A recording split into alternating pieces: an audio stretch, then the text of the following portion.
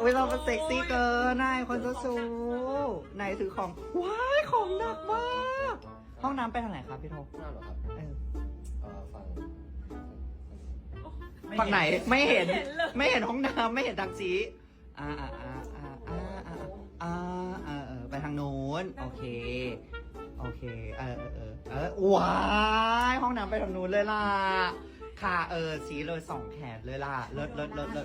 โอเคพอยังโอเคพอแล้ว